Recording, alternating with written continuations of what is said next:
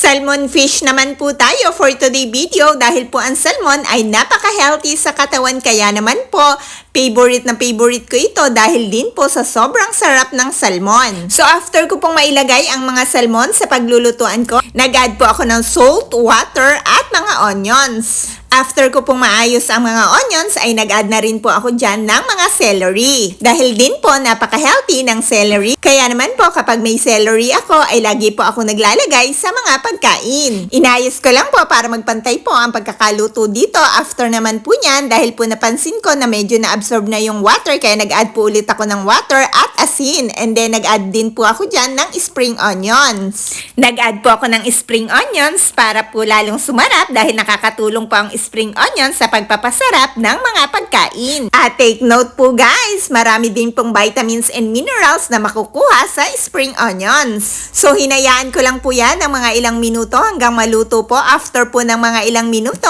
ay naluto na rin po itong napakasarap na salmon at napaka-healthy. Pati rin po yung mga sinahog kong gulay ay masarap na at healthy pa. Magbigay na rin po ako ng mga ilang-ilang benefits ng salmon na isda. Ang salmon po ay napakaganda sa ating mga brain. Bakit nga po ba maganda sa ating mga brain ang salmon na isda? Dahil nga po mayaman ito sa omega-3 kaya naman po ang salmon ay nakakatulong sa ating mga brain. Tumutulong po itong ma-improve ang ating mga brain, pati na rin po ang ating mga memory. The fatty acid in salmon along with vitamin A, vitamin D, and selenium boost brain function. Yung mga nabanggit ko po, yun po ang tumutulong sa ating mga brain. At ang mga oily po na isda ay malaki ang tulong para makaiwas tayo sa dementia.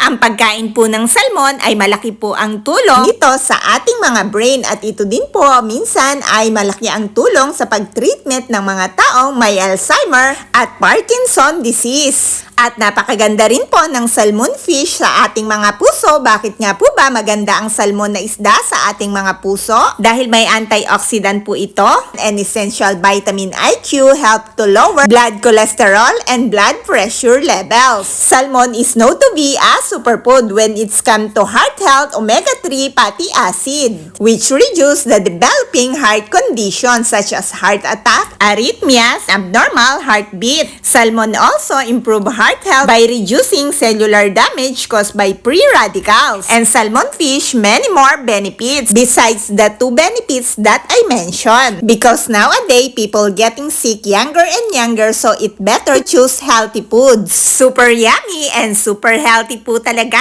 nitong salmon na isda. So guys, hope you like it, my recipe for today. So always remember po, eat enough and nutritious food to always be in good health para healthy po tayo palagi at humaba po ang ating buhay.